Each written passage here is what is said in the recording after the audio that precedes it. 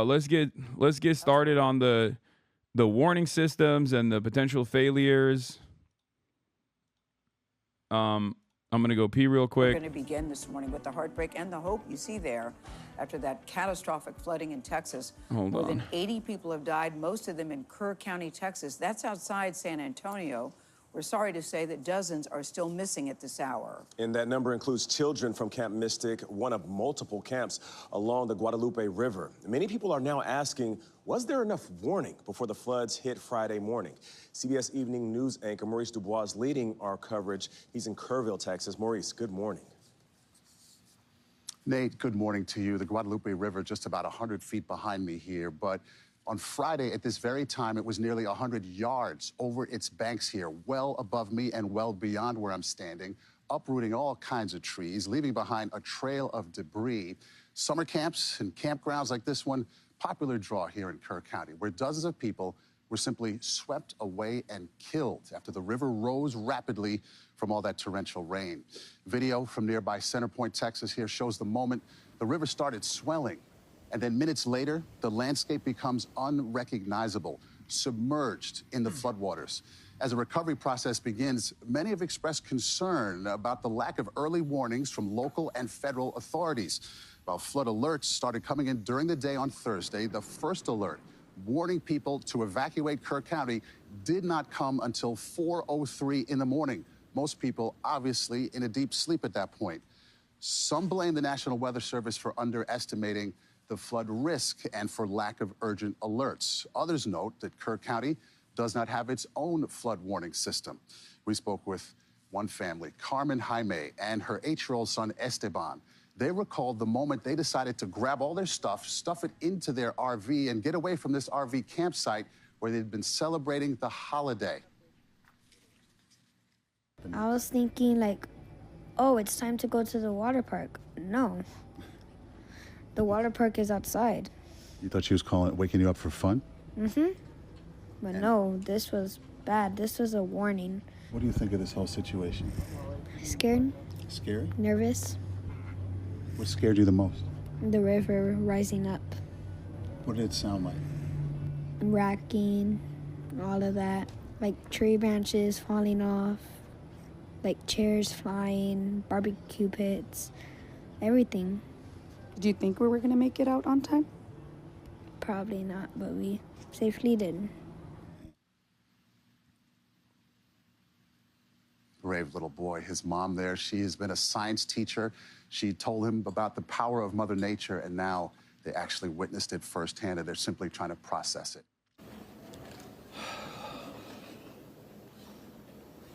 Texas is grieving right now.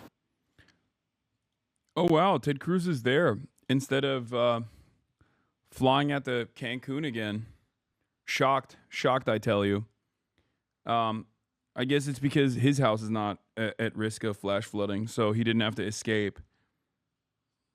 Shocking to see him actually doing his job.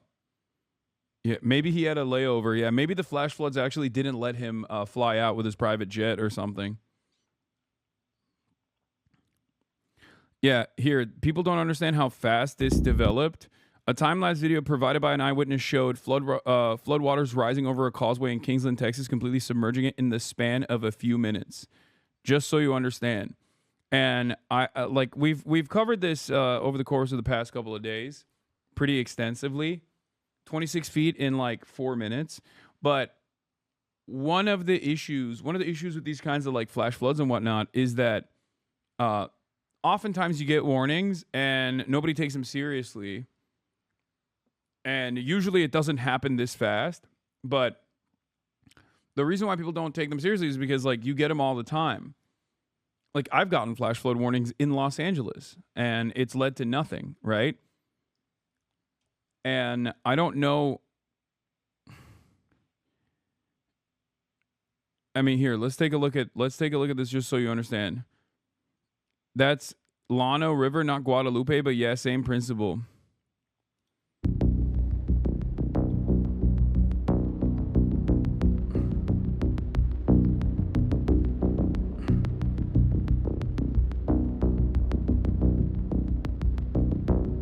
This is a 50-minute increase, but like, Look how fast it goes from 1711. The road exists, okay? Look at this. Look at this. 1711 road exists. Boom. 1717, it's gone. Okay? It went from 511 to 5 by 5 from 511 to like 516. The road is completely submerged. Like, that's crazy.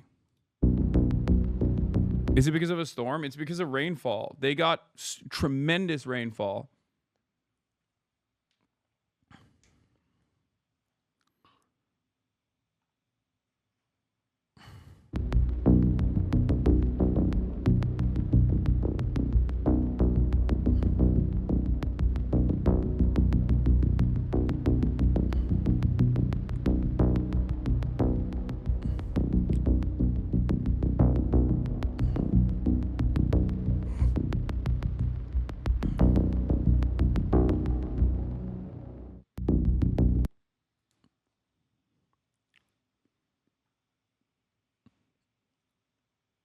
It's basically like a dam collapsing. Like that's what it feels like.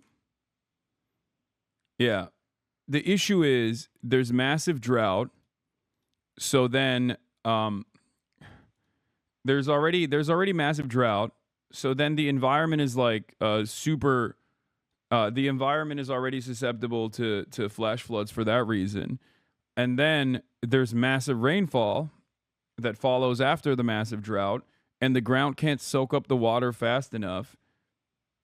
Okay? And you create this incredible condition where these areas that are known floodplains have a significantly higher amount of water that blow through.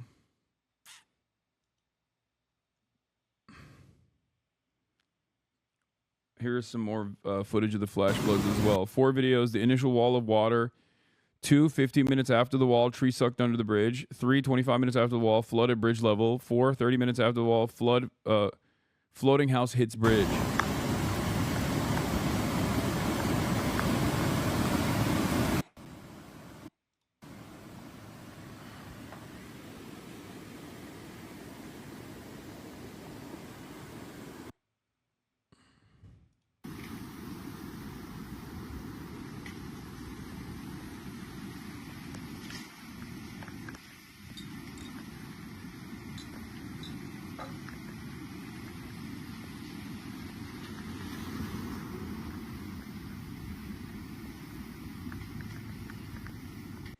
If you want to understand why the soil was struggling to absorb the water, try watering your houseplants that you forgot about and watch how the soil and water behave.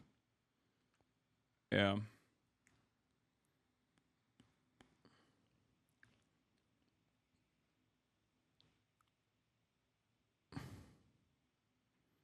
Even in the Alvey situation, someone had concreted over a culvert.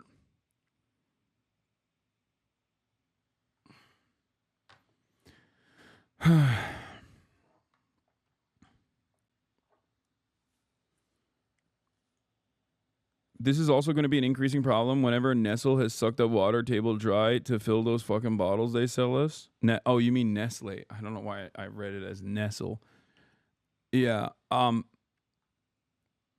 Also, you have to remember, there are always people that turn around and say like, oh, these are red states, they deserve it or whatever the fuck. Obviously, they don't. Okay, nobody deserves this. I don't give a fuck what they voted for.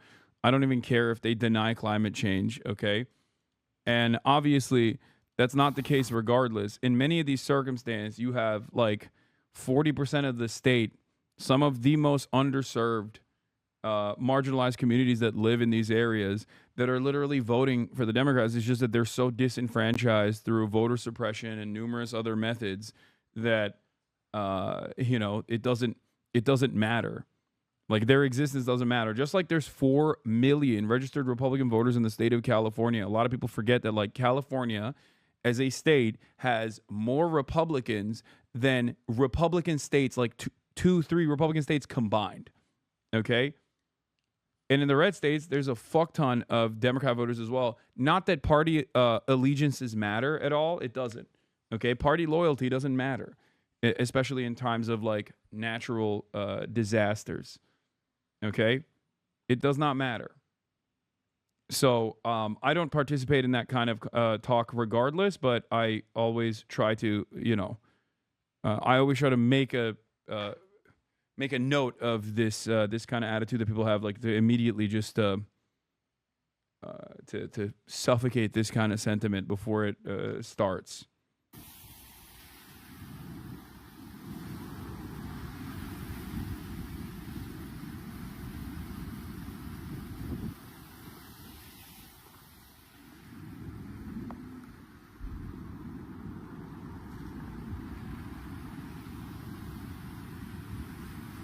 It will matter to Trump, though. He will dictate it as if a state gets help based on state voters, sadly.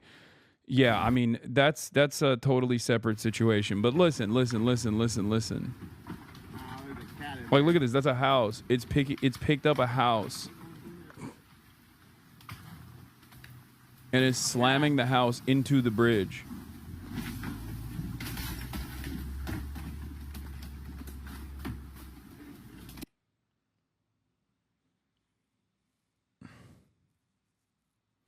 How do you talk liberals down who have zero empathy for people who vote Republican? I have friends who continue to celebrate people's suffering.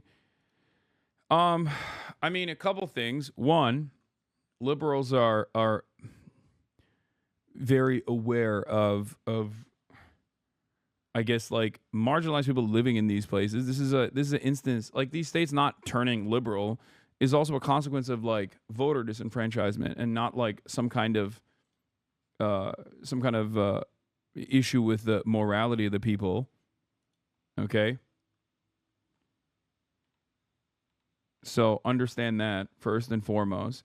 Secondly, there are millions of people that, including children, but also millions of fucking people that are in these states that already vote liberal and also have oftentimes in these areas a higher density of black and brown people as well. In these areas. What is voter disenfranchisement? Gerrymandering, making it seem as though, or creating an environment where your votes don't matter at all. Even if you are a Democrat or a leftist in a deep red state, creating new barriers that get in the way, creating new barriers and unnecessary hurdles that get in the way of voting. There are many different ways in which Democrats in red states and in red districts, depending on gerrymandering, could actually swing a state, but they can't. Not that it matters. Like I said, I don't personally care about. I don't care about the voter, the ideological background or the types of voters that are getting destroyed in a natural disaster. Just like I always advocate for universality unconditionally when talking about what must be done in terms of like social safety nets, in terms of Medicare for all. Okay. This is the same principle.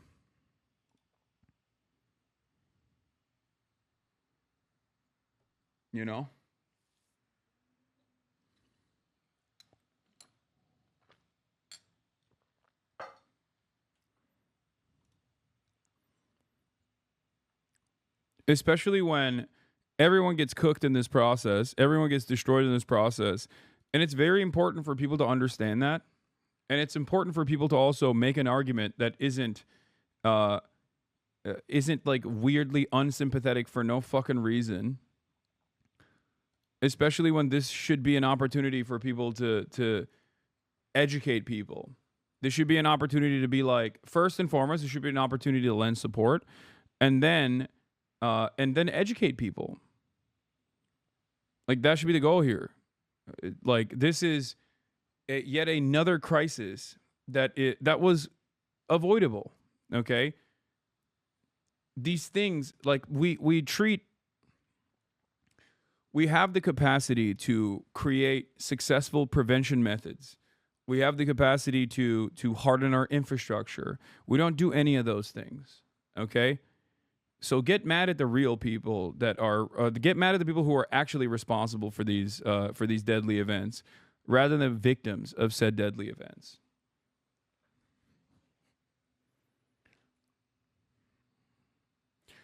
I don't share your optimism, unfortunately. Well, you should. You should suck it the fuck up. Even from a cynical, sociopathic perspective, you should act as though you are empathetic, even if you're not, because it is utterly unproductive. Not only is it immoral, but it's also utterly unproductive.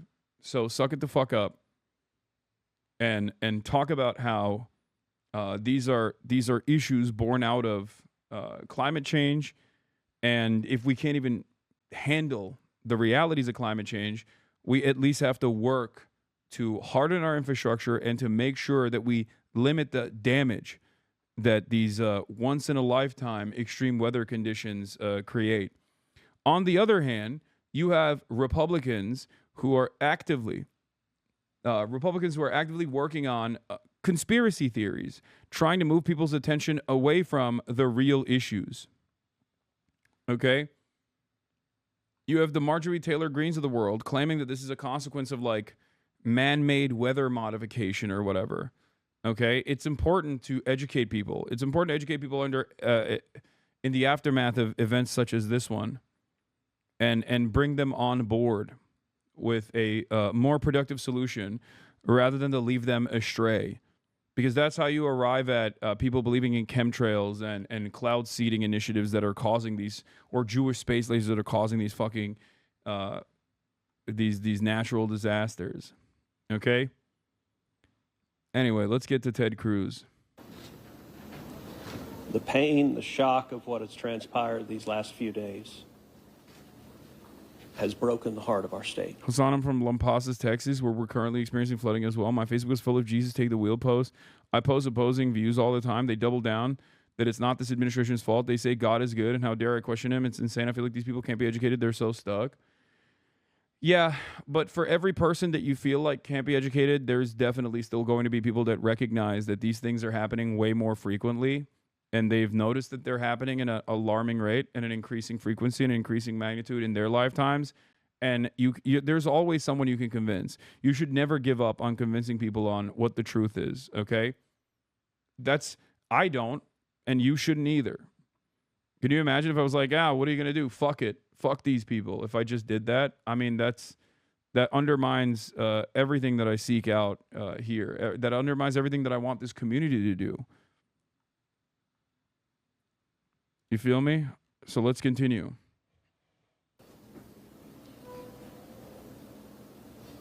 As of yesterday, the confirmed death. This fucking sociopath is like trying to come across as though he's like empathetic here, which is crazy. Toll was 82, and those numbers are continuing to go up. The children, the little girls who were lost at Camp Mystic. That's every parent's nightmare. Yeah, also, this is a point as well, obviously. A common progressive fantasy is that once conservatives see the consequences of climate change, they will have some sort of come to Jesus moment, but it's always pretty obvious to people paying attention that they are just going to blame it on deep state flooding tech and learn nothing. But I think this is a defeatist attitude to have, because for every 5 people that will do this exact same thing, there will be 3 people that can be convinced. So you have to work every single day to convince those 3 people, to find those 3 people and convince them. Okay? I think it's unproductive to just like harden your stance. It's unproductive to harden your stance and just be like, well, you voted for this, have fun with it, especially when plenty of people there did not vote for this at all. And even the people that did vote for this are they're obviously first and foremost victim to the horrifying nature of these sorts of disasters, but then they're also a victim to the misinformation from the start. You all have family members, immediate family members, who are stuck in this incredible misinformation vacuum. You know? Think about it like that. Think about trying to convince those people, your loved ones, because you never know. You know, you never know. One day something might stick. And I know that the government is never going to engage in this sort of like deprogramming, and that's already a scary thing to say to begin with. You know, people will go, "Oh, you mean camps? You want to do re-education camps or whatever?" Right?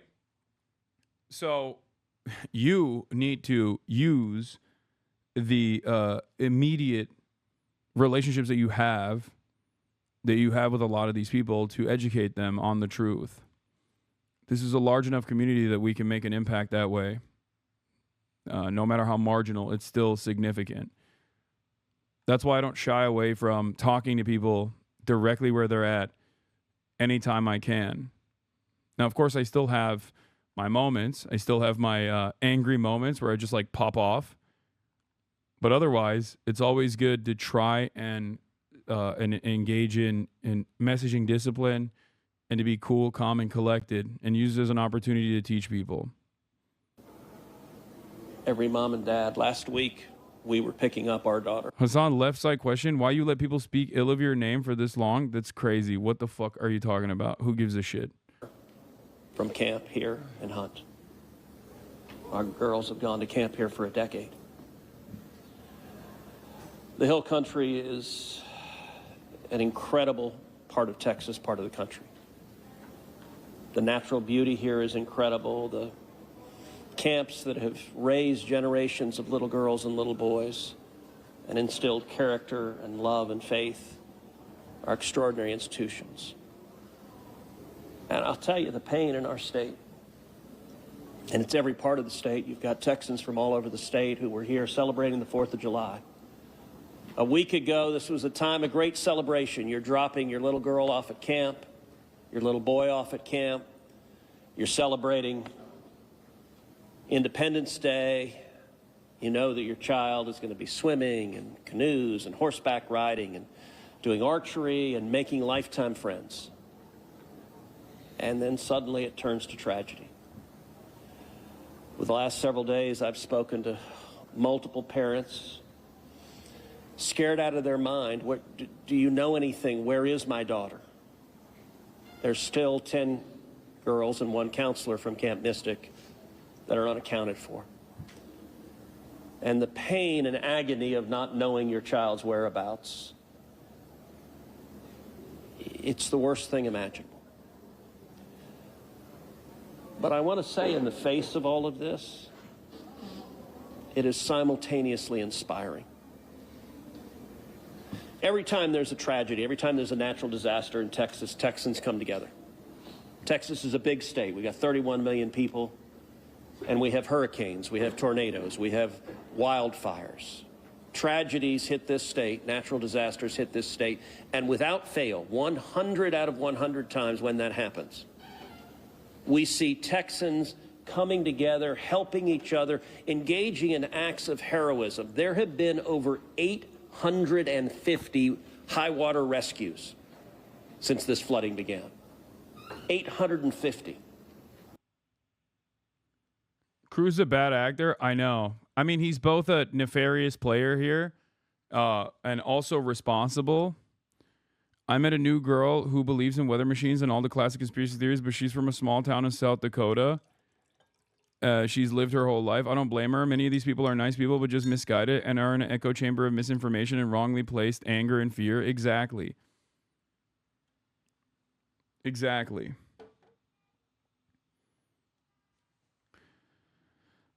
Especially when you can like directly point to some of the initiatives of this government. This is part of the reason why I feel like I'm repeating myself a lot, but this is part of the reason why I get mad at the fucking Democrats. Because Democrats should be, one, immediately helping in the recovery and relief efforts, which they are, but also simultaneously speaking from every podium, every avenue available about how cutting the National Weather Service and cutting NOAA and the defunding and the austerity that this government is engaging in is so devastating, is so deadly. People are still going to obviously talk about how, this couldn't be prevented. It's a natural disaster.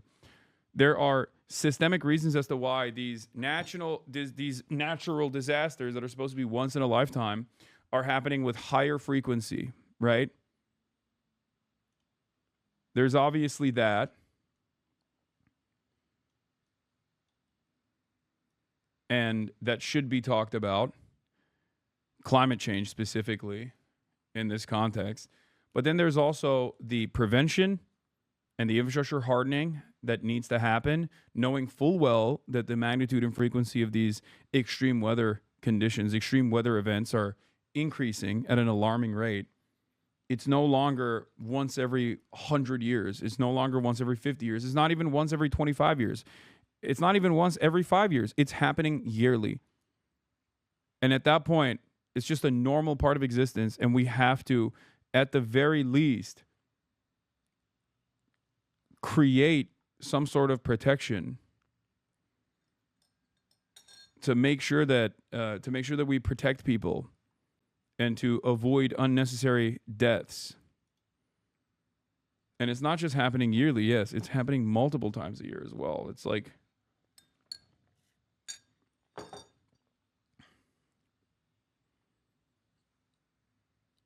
that is the reality. And then on top of that, then at the last stage, we talk about the recovery and relief.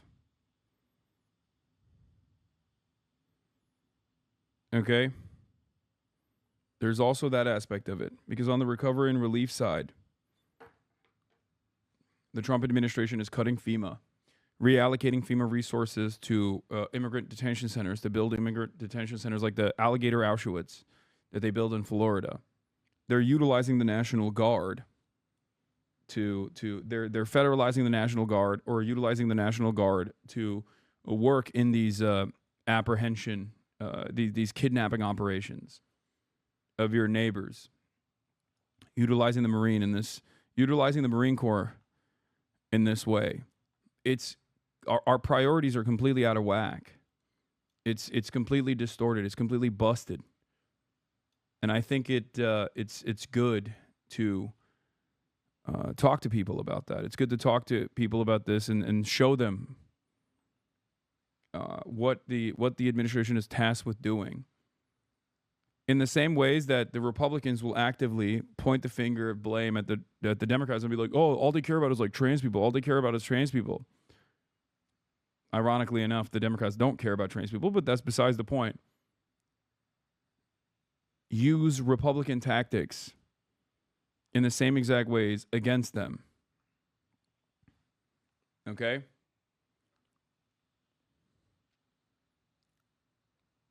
They're nowhere to be found. And the moments where they are, they come in after the fact, after the devastation is done, and they turn around and say, oh, thoughts and prayers. Okay? Thoughts and fucking prayers. When in fact, their actions also led to the devastation and the impact being much larger than it should be.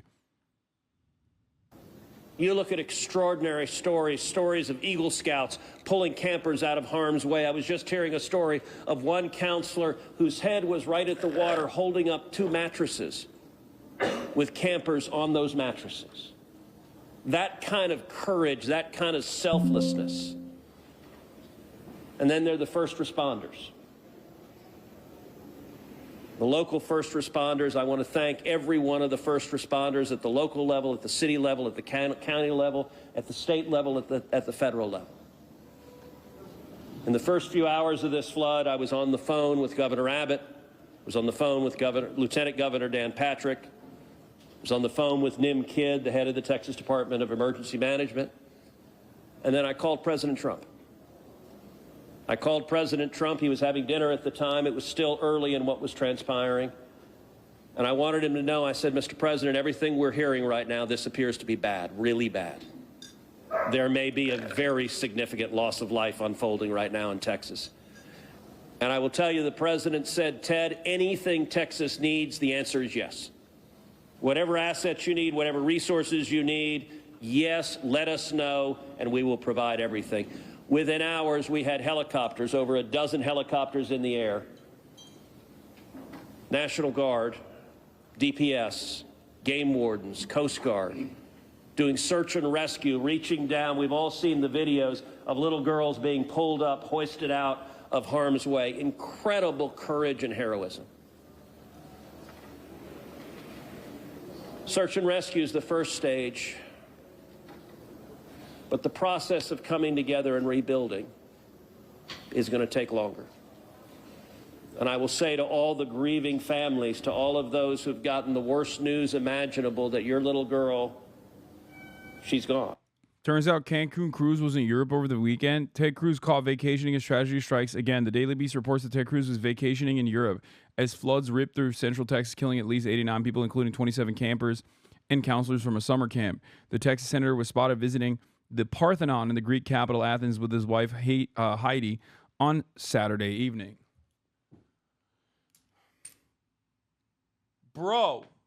Brother, are you joking?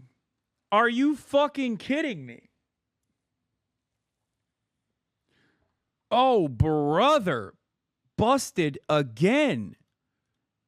Motherfucking Cancun cruise, this time in Greece. Oh, my Lord.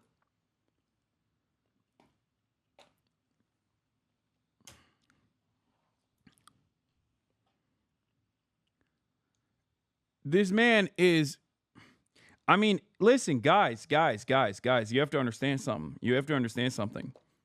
As many of you work tirelessly day in, day out with no hope of a summer vacation, both because you don't have the disposable income to pay for a summer vacation and also because your boss will never let you go, you have to understand Ted Cruz is a really hard job.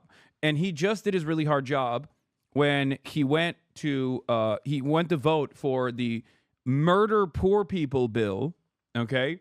And after he did this like really, really difficult thing of voting for the continuation of tax cuts for the wealthiest in American society, while simultaneously murdering poor people by cutting off their access to Medicaid and cutting off their access to SNAP, food assistance programs that they need necessary for survival, he had to obviously take a big vacation, one that will never be afforded to you, just like he has a platinum healthcare program as a consequence of being a senator. You will never have that, obviously. His job relies on you. His job basically is telling you don't deserve that, okay? Something to also remember, something to also consider.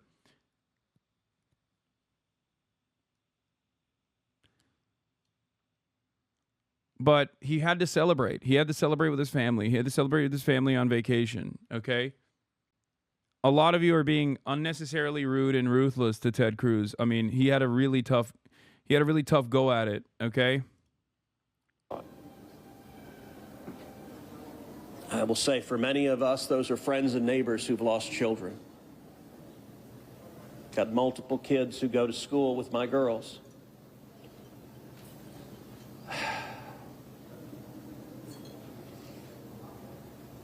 The mayor asked for prayers.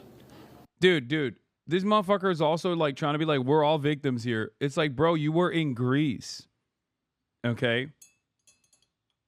Like, oh, we're all victims here. Let me tell you, okay? Me, Ted Cruz, I'm a victim of this flooding. You don't understand.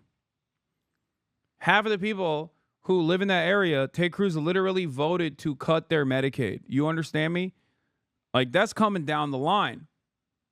Half of the people, he voted to cut their Medicaid and also has actively petitioned alongside the Trump administration to cut FEMA funding or to reallocate FEMA resources to, the immigration detention scheme that this administration is doing, the immigration enforcement scheme that this administration is doing. And after doing all that, which is, a lot of work, it's just a lot of hard work, he had to fuck off and go to Greece. Okay? And I want to say thank you to the millions of Texans, to the millions of Americans, to the millions of people all over the world right now who are praying for Texas and praying for those parents. Going through this grief, it is going to take... Do you think a Zoran-style campaign can work in Texas? Absolutely. Abso-fucking-lutely. It can work everywhere. It needs to be adjusted to whatever the expectations of the state is, but overall, the Zoran thing, the Zoran campaign is a national one. We saw this with Bernie Sanders, okay? Because Zoran, like the optics of Zoran in New York work because New York is a immigrant city, okay? So people are more susceptible to hearing this kind of left-wing populism from a Muslim dude who's Indian and from Uganda, right? Now, there are obviously racial hurdles that would make it harder for someone like Zoran to craft a successful campaign in a place like Texas. Having said that, it's not impossible. Even someone like Zoran could do this in a place like Texas as well, exactly with the same kind of background. But like I said, it's not Zoran's background that's important here, okay? His background can be a hurdle, make it harder to communicate effectively to as broad an audience as possible, especially if they're just like fucking straight up racist, or if you have like a female candidate, they have to overcome misogyny. You know, like these are things that just make it harder, but that doesn't make it impossible. And Zoran's importance here, Zoran's campaign here, is not who he is as an individual; it's what he said. Okay. He was able to make people realize that there is an alternative method out there from a campaign that actually puts people first rather than the interests of corporations and the wealthy. You can absolutely do this everywhere. Okay? There are versions of this that even in places like Texas that have started a fire, like the Beto O'Rourke campaign. If you look at it, like the initial Beto O'Rourke campaign that was like an underdog story was cultivated around the same kind of progressive messaging, had the exact same door knockers. There's a lot of people in this chat that live in Texas that probably found themselves awash with the Beto O'Rourke method and the Beto O'Rourke movement. Now, what he became shortly thereafter was obviously another establishment machine politician, and it failed spectacularly. But even the significant gains that Beto was able to make in a short period of time in the exact same style of like door knocking, that in and of itself, yeah, not 2020. We're talking Beto, 2018, I think. Like all of those, like that is that should not be looked at as a failure, okay? Because if Beto O'Rourke was a earnest, real progressive fighter, a socialist, okay, card-carrying socialist, he'd get back to work and he'd keep pushing, and he would still focus on progressive policies, left populism, create a campaign around universality, uplifting the poor. These sorts of things are very successful. They're so successful that Donald Trump has lied about them. Donald Trump has lied about being this person, okay? So yes, a Zoran-style campaign can happen all around the country. Love, it is going to take friends and family embracing and hugging and holding them while they weep. And it's going to take the church. With every disaster, one of the things we see here in Texas is the church steps up and the church helps and the church feeds and clothes and comforts. This morning, I met with a group of chaplains who've been going through the incredibly difficult process of talking to mom and dad after mom and dad who just lost the most precious person they ever knew.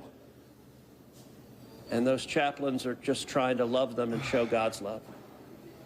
So I want to say we will come through this. To those in the midst of grief right now, that might seem hard to fathom.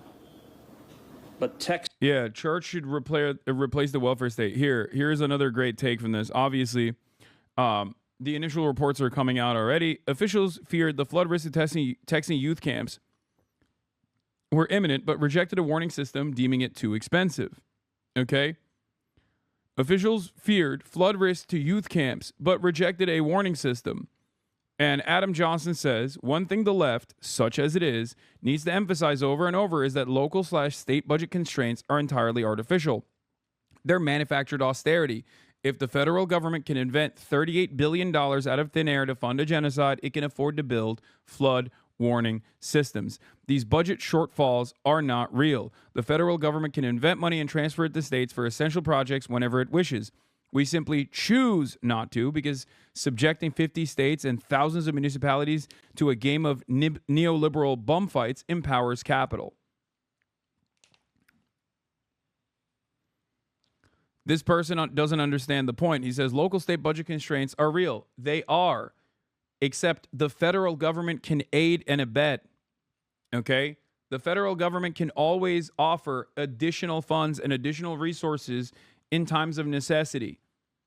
It is always a matter of interest. It is not a matter of, it is the biggest hurdle. The biggest hurdle here is never, oh, where will we find the money? Because there's always money for war. The biggest hurdle is, how do we actually reallocate these resources to these sorts of incredibly important and sometimes costly prevention methods? The conversation around deficits only become a serious point of contention when the expenditures we're talking about help the working poor. Okay? They only talk about how will we fund this whenever it's something that helps you out. The government literally only talks about how we're going to fund this. How are we going to fund this? This is so costly whenever it's something like you getting healthcare. It's something like you getting the proper education. It's something like your infrastructure getting the proper funds. There is never a question in either party about how are we going to pay for it when it comes down to funding war, funding endless militarism, funding all of these imperial adventures overseas. There is never a question about how we're going to pay for it ever. Every single year, every single congressional session, we increase the military budget by hundreds of billions of dollars. Even in this last Trump tax cut bill, the big beautiful bill, the big bomb for the working poor, there was $150 additional billion for the military. There was $175 billion for Trump's immigration enforcement scheme. There's always money for the military. There's always money for the police at the local budgets. Okay? And there's always money for some kind of enforcement mechanism. There's never enough money for these sorts of resource allocation initiatives when it's saving people's lives. Okay?